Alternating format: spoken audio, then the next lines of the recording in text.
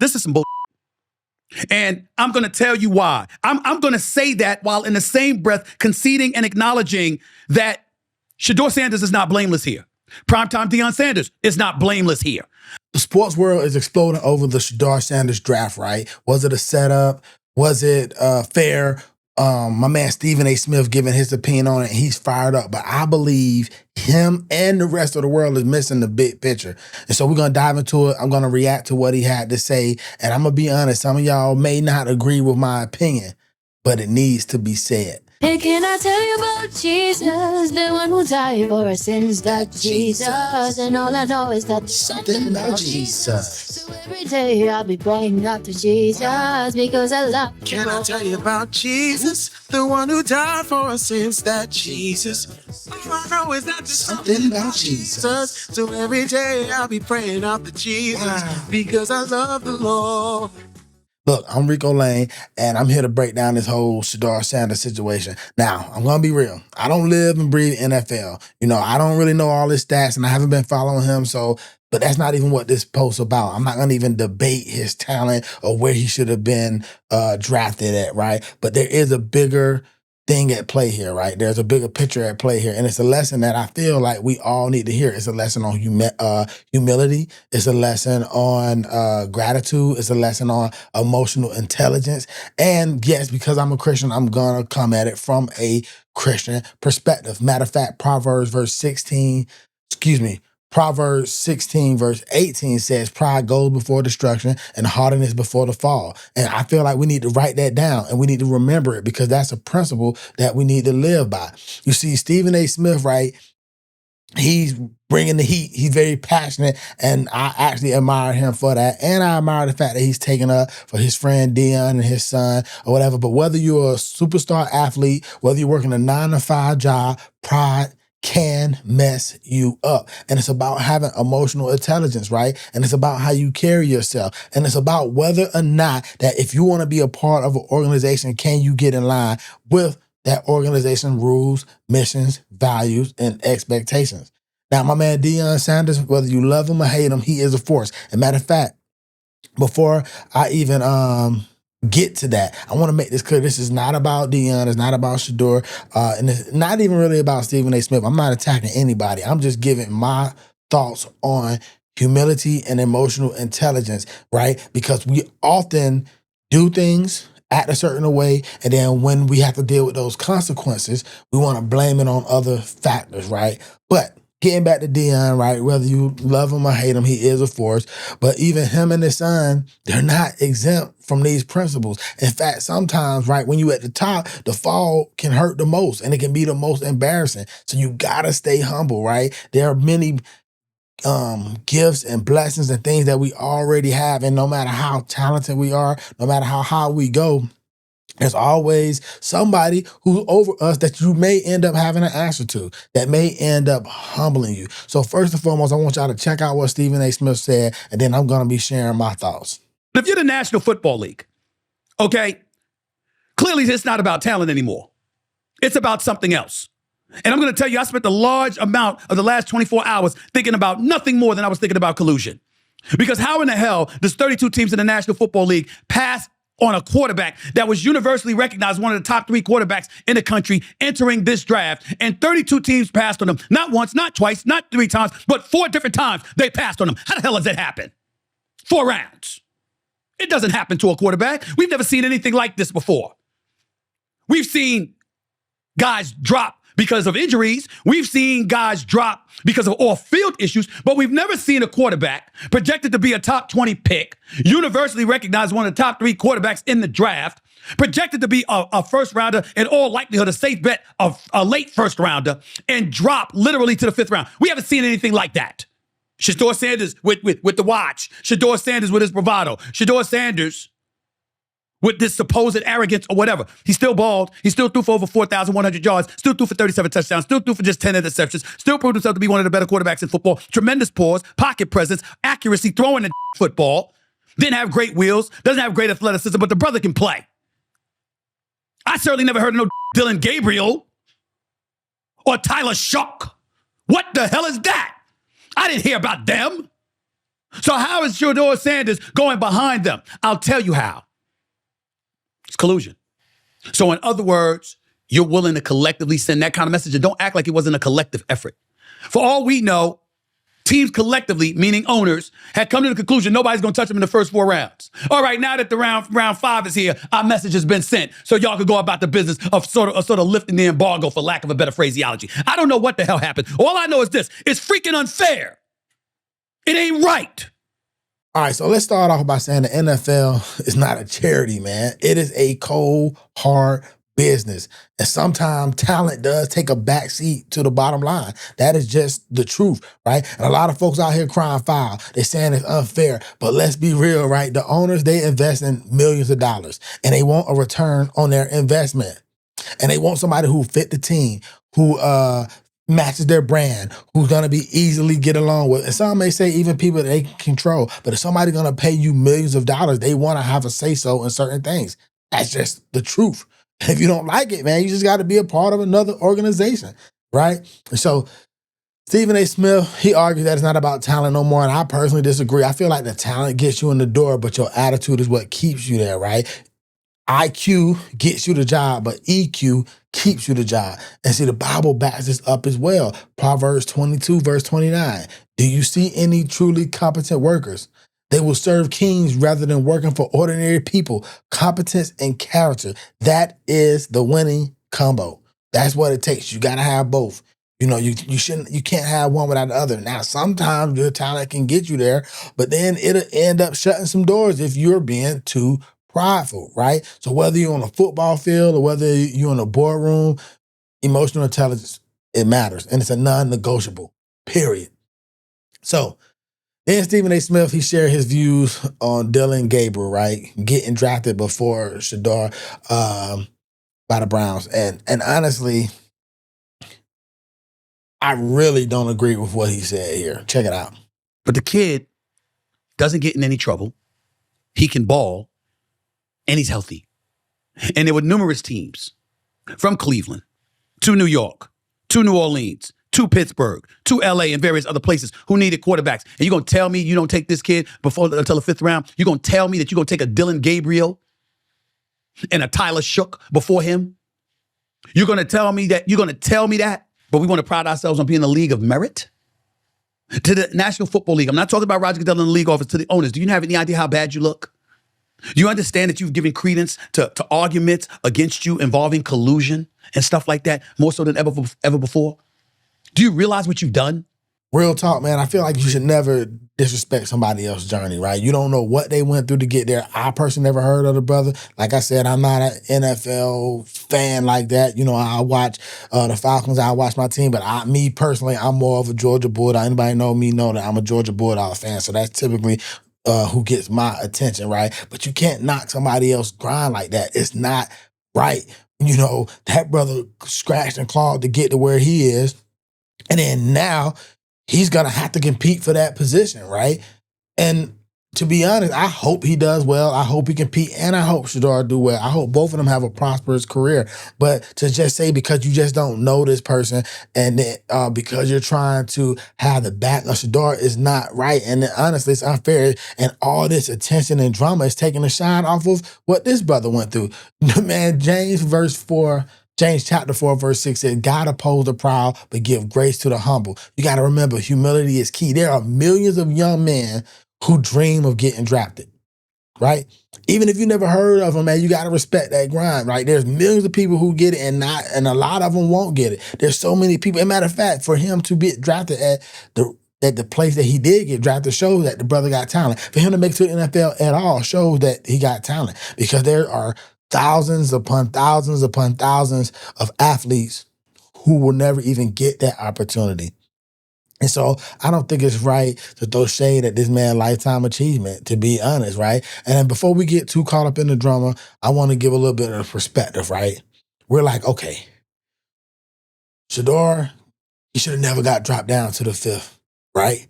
But this brother is still rich, man. And he's going to go to the NFL and make even more money. Meanwhile, there are real Americans out there who are hurting. Thousands of people getting laid off daily. I'm talking about people facing foreclosures, the middle class getting crushed, getting killed in taxes, yeah, inflation going up, price of groceries going up, and people losing their jobs on top of that. And we're up in arms about a millionaire falling a few rounds in the draft. I mean, come on, man. Like really, like what are we really upset about? And I understand that it's Stephen A. Smith's job to talk on these kind of things, but let's just kind of give a fair and objective argument to it. Let's be honest that the NFL don't owe them anything.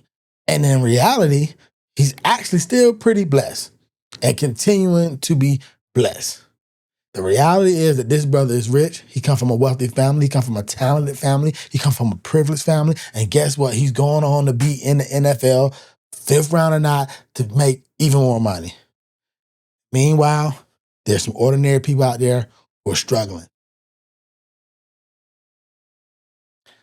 I just don't think we should be throwing shade at the NFL because he got drafted so late, man. Like, this is exactly why you can't let your talents, you can't let your duty title when I was in the military, you can't let your rank, you can't let that go to your head. Because at the end of the day, you could be humbled.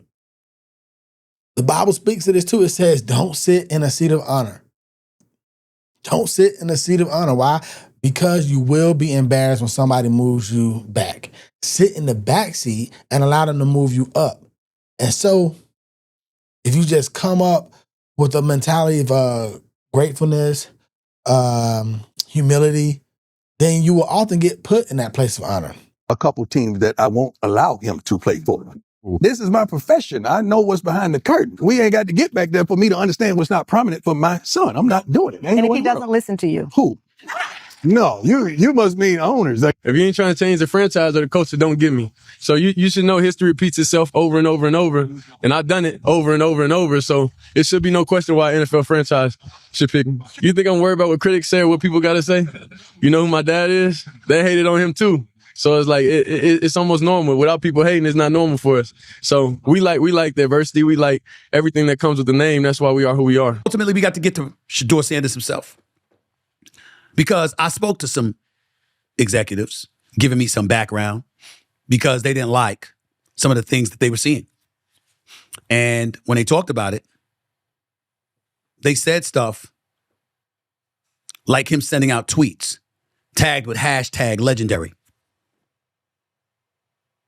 They talked about him appearing to have more of an interest in his own brand and that he thinks about that more than he thinks about the team or the league. They talked about if he was more buttoned up and all about ball and team as opposed to himself, he would have fallen no later than number 21 in the draft to the Pittsburgh Steelers. Instead, he fell to 144, and they call it a minimum of a $30 million mistake. That's what they said. They also pointed out how it was the perfect year to come out in the quarterback class because it's the lightest, weakest quarterback class in a long time. So a late 1 pick could easily turn into a top 10 because of position and need. But that didn't happen with him because of his bravado, his brand, his swagger, etc. But basically, between primetime Deion Sanders' natural bravado, coupled with that of his son, they say that the whole interview process wasn't that impressive. When he showed up at the NFL scouting combine and refused to work out, that hurt him. The interview process while he was there hurt him, etc., etc. You know what, y'all? I get it. It makes perfect sense if he's drafted in the 2nd round. It's the fact that he fell to 5th that's alarming. And again, I'm not attacking Shedeur. I'm not attacking the Sanders family. But if they would have came off with maybe a little bit more gratefulness, humility, then he probably would have been drafted a little bit higher than he did. Let's just be real, right? And at the end of the day, it ended up making the NFL even more money because, look, everybody's sitting here talking about it, and which is what they're in the business of. But again, man, you got to be grateful for what you have, man, because somebody else is out there praying for it. There's a bunch of kids who didn't get drafted at all and not going to get drafted.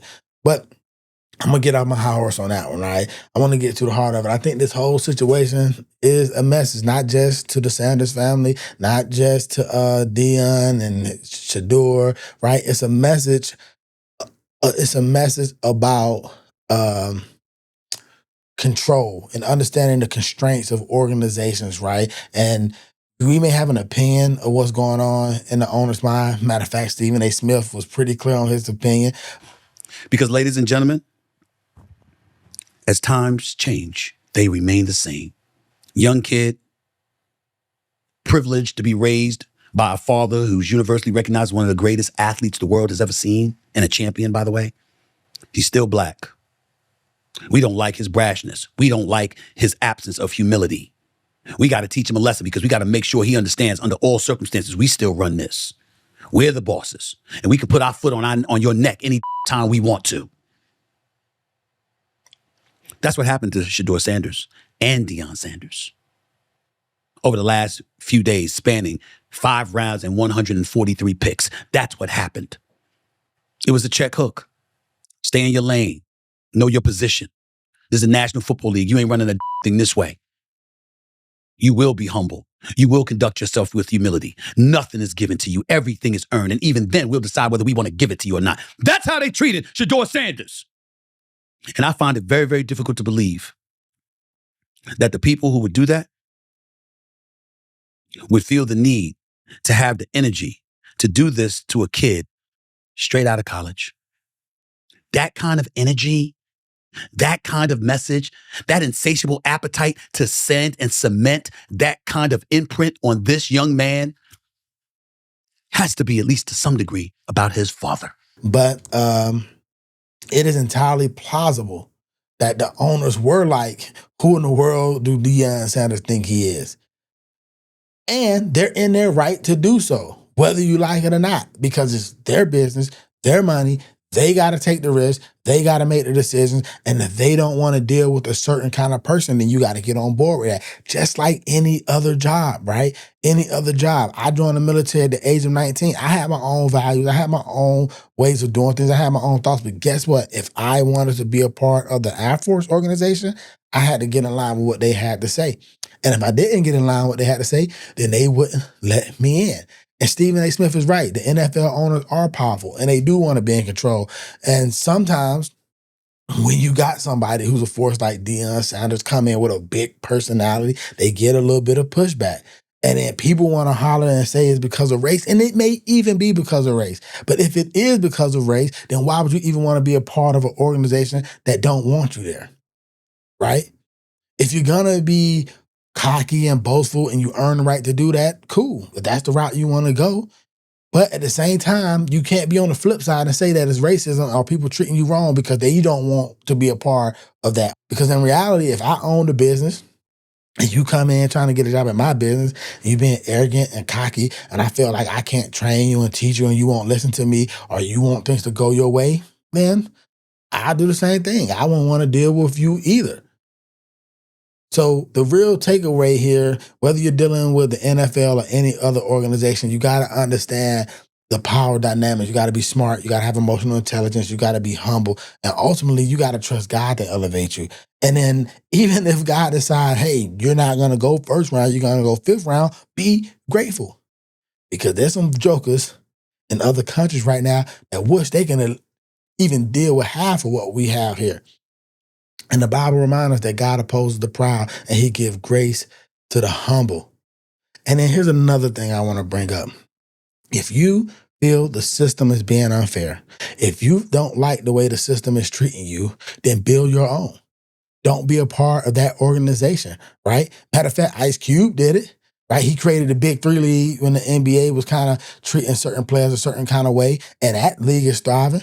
And I get it that there's arena football and there's Canadian football, but if we're being real, the NFL got a monopoly on the football business, right? But if anybody could compete with them, it would be Deion Sanders and his family. They already had a brand. They got the resources. They got the following, right?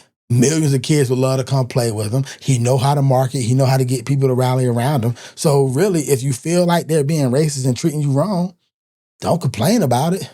Create your own. Create something better. Create something different, right? It's not like you need the money. So you can open up opportunities for other people, right? But I just feel like this whole thing is a lesson on humility, man. You know, you can't be in the media talking about what you will and won't accept, you know, and you can't, and parents, right? If you're going to support your kids and be there for your kids, you got to understand that your actions may open certain doors and it may close certain doors. So I'm just encouraging y'all to don't let pride steal your blessings. And so let me know in the comments if you agree or if you disagree. But the reality of it is the Bible teaching is pretty clear. I know for a fact that Deion Sanders professed to be a Christian, so he understands these principles. And at the same time, I'm not coming, and to be honest, I'm going to end with this. I don't think that they actually have a problem with what's going on. Now, they may be a little embarrassed and they may feel some kind of way and they may feel tested, but at the end of the day, he's still going to the NFL. He's still about to make millions. And now he got an opportunity to show them that they made a mistake and come in and crush it. And so, again, this is not comments directed towards Deion or Shedeur. It's really more so at what Stephen A. Smith was saying and what a lot of people right now seem to agree with. That's what this is all about. But those are my thoughts. And again, you may or may not agree with it, but I promise you this, if you want to continue to operate in pride, you may be in a similar situation. And I'll be honest, it's not a situation I want to be in. Peace.